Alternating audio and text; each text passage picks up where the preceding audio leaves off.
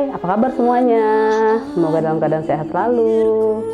Kali ini Ibu akan menceritakan sebuah kisah perjuangan Jenderal Sudirman dalam mempertahankan kemerdekaan Indonesia. Selamat menyaksikan.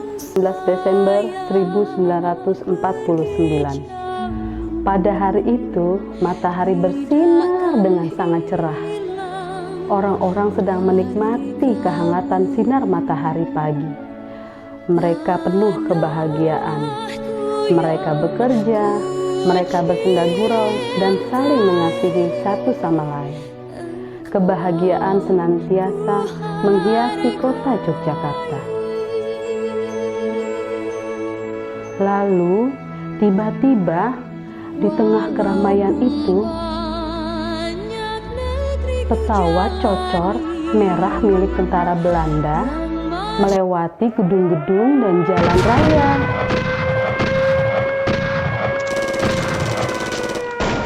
Orang-orang berlarian dan terdengar suara ledakan bom yang sangat keras di mana-mana, sangat menegangkan dan menakutkan. Orang-orang berhamburan keluar rumah, lari menuju ke tempat yang aman. Mereka yang tak bisa lagi lari, kemudian terkapar di jalan berlumur darah. Sungguh sangat memilukan. Cerita tentang penyerbuan tentara Belanda ini telah sampai juga ke telinga Jenderal Sudirman. Jenderal Sudirman sangat geram. Ia yang saat itu sedang sakit segera bangkit dari ranjangnya dan memerintahkan anak buahnya untuk mengantarkannya menghadap kepada Presiden Republik Indonesia. Presiden Soekarno yang saat itu sedang berada di Gedung Agung Yogyakarta. Setelah melaporkan tentang penyerangan itu, Soekarno kemudian berkata, "Bung sedang sakit, sebaiknya Bung pulang dan beristirahat dahulu." Namun, Sudirman menolak pernyataan itu. Beliau menjawab, "Tidak Pak Presiden, saya harus berjuang. Negara membutuhkan saya justru pada masa-masa sekarang." Sudirman menolak untuk tetap tinggal dengan aman di kota. Ia justru bertekad akan bergerilya melawan tentara Belanda. Ia merasa bertanggung jawab sebagai Panglima Besar untuk memimpin perlawanan terhadap Belanda bersama pasukannya. Hari itu juga Jenderal Sudirman meminta anak buahnya untuk mengantarkan anak dan istrinya ke dalam benteng keraton agar istri dan anak-anaknya aman bersama keluarga Sri Sultan Hamengkubuwono IX. Setelah anak istrinya diantar ke keraton, Jenderal Sudirman kemudian memulai perjalanannya dari Yogyakarta menuju Kediri melalui hutan-hutan yang terjal bersama satu besar regu pasukannya. Sementara itu, di Yogyakarta dan di berbagai wilayah Indonesia lainnya, tentara Belanda terus melakukan serangan. Di Yogyakarta, mereka berhasil menangkap Presiden Soekarno, Muhammad Hatta, Syahrir, Agus Salim, dan beberapa pemimpin negara lain. Di tengah medan gerilya, Sudirman mendapatkan kabar tentang penangkapan pemimpin negara itu. Kabar ini menyakitkan hati Sudirman. Pada saat itu juga, Sudirman mengumumkan berita melalui pemancar radio. Sudirman berkata dengan gagah berani, "Saya Sudirman. Saya tidak akan ditangkap dan tidak akan menyerah, dan akan melanjutkan perjuangan melawan Belanda bersama tentara pasukan rakyat Indonesia. Bumi ini masih ada. Mari bersama-sama berjuang melawan Belanda untuk mempertahankan Indonesia." Berita itu membuat pasukan dan semua rakyat bersemangat kembali. Semula rakyat telah berputus asa karena pemimpin semua negaranya ditangkap. Begitu mendengar kabar bahwa Jenderal Sudirman masih ada, mereka bersorak gembira, penuh pengharapan dan doa. Mendengar siaran itu, rakyat bergembira, namun lain halnya dengan Belanda. Mereka justru sangat geram karena tidak dapat menangkap Sudirman. Mereka pun berusaha membunuh Jenderal Sudirman dengan segala cara.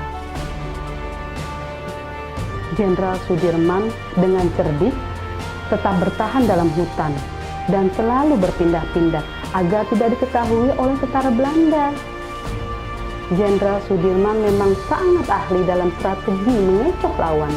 Berkali-kali loh pasukan Belanda hampir menangkapnya, namun selalu gagal.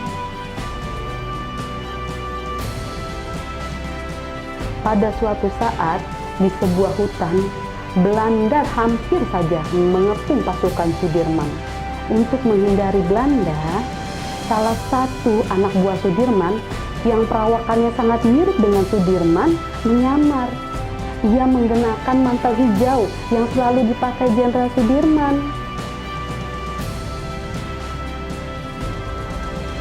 Tentara Belanda yang melihat pria bermantel hijau langsung gaduh, "Itu Sudirman, Sudirman, Dirman, Dirman." Belanda pun langsung menyerang dengan mengerahkan seluruh pasukannya untuk menangkap Jenderal Sudirman. Setelah ditangkap dan diperiksa, ternyata itu bukanlah sang jenderal, melainkan anak buahnya yang sedang menyamar. Jenderal Sudirman pun kemudian berhasil lolos. Sampailah Jenderal Sudirman dan pasukan di Sedayu. Di sini Sudirman terus memimpin perang gerilya. Ibu jelaskan sedikit ya. Perang gerilya adalah siasat perang menyerang musuh pada saat musuh sedang lengah. Dan begitu musuh sadar, pasukan kita harus segera bersembunyi kembali agar tidak diserang. Strategi ini sangat baik, mengingat peralatan perang kita yang sangat terbatas pada waktu itu. Di Sedayu, Sudirman dan pasukannya beristirahat. Saat tiba-tiba tentara Belanda datang menyerang. Keadaan itu sungguh sangat menegangkan. Tidak ada lagi waktu untuk lari dari belenggu Belanda. Salah seorang prajurit berteriak, "Jenderal, Jenderal, kita dikepung Belanda. Kita tidak bisa lagi lari kemana-mana." Lalu Sudirman menjawab dengan tenang, "Sudah, tenang. Mari kita semua berzikir." Jenderal Sudirman kemudian memerintahkan pasukannya untuk mencuci pakaiannya dan kemudian menggantinya dengan sarung. Mengajak pasukannya untuk berzikir bersama-sama. Baju-baju mereka disembunyikan juga senjata mereka. Tentara Belanda pun datang mengepung markas itu. Ternyata ada seorang mata-mata yang telah melaporkan keadaan Jenderal Sudirman kepada Belanda. Menir, itu Sudirman, Menir," kata mata-mata itu.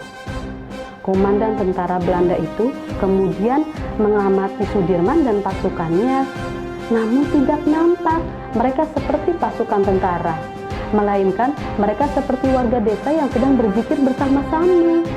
Komandan itu lalu berkata, "Bukan, itu rakyat biasa ya. Sudirman bukan seperti itu. Kamu berbohong ya."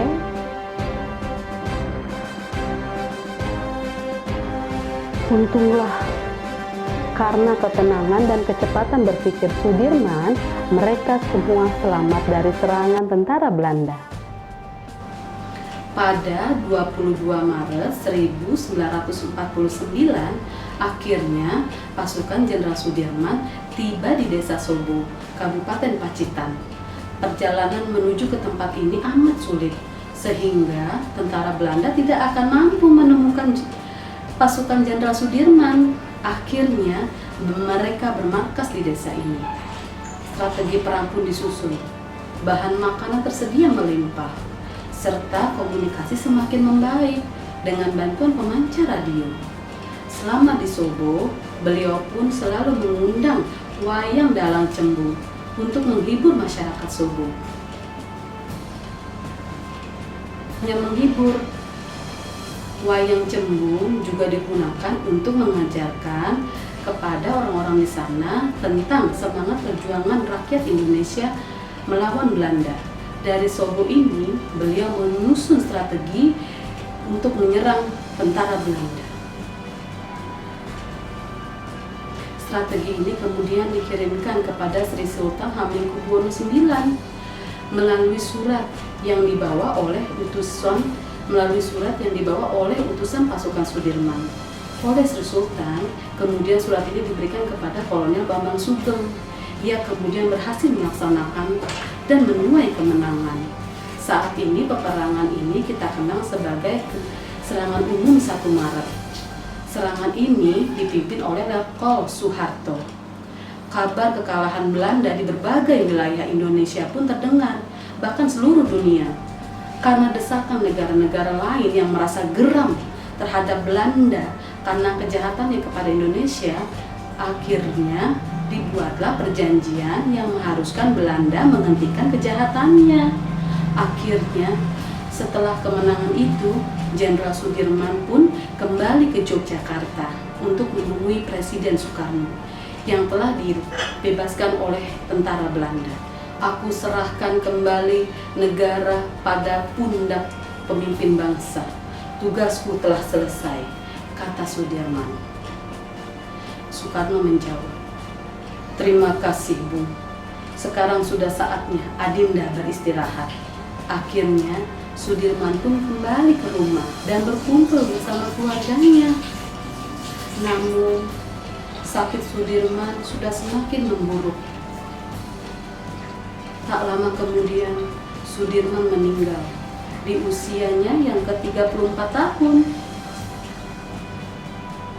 Seluruh rakyat bersedih mendengar kepergian Sudirman. Ribuan orang mengiringi pemakamannya. Kisah kepahlawanannya selalu dikenang oleh rakyat Indonesia. Ia adalah salah satu sosok pejuang yang paling dicintai. Ia adalah sosok pejuang yang paling dicintai dan dikagumi hingga saat ini. Demikianlah cerita yang Ibu sampaikan tentang Jenderal Sudirman. Kita harus berterima kasih kepada para pahlawan-pahlawan di masa lalu. Karena jasa mereka lah kita bisa hidup damai seperti sekarang ini. Salah satu perkataan Sudirman yang sangat termasyhur adalah, robek-robeklah badanku, potong-potonglah jasadku, tetapi jiwaku yang dilindungi merah putih akan selalu tetap hidup, tetap menuntut bela siapapun lawan yang dihadapi. Selamat Hari Ulang Tahun Republik Indonesia yang ke-76 tahun. Jaya terus Indonesiaku. Merdeka, merdeka, merdeka. Wassalamualaikum warahmatullahi wabarakatuh.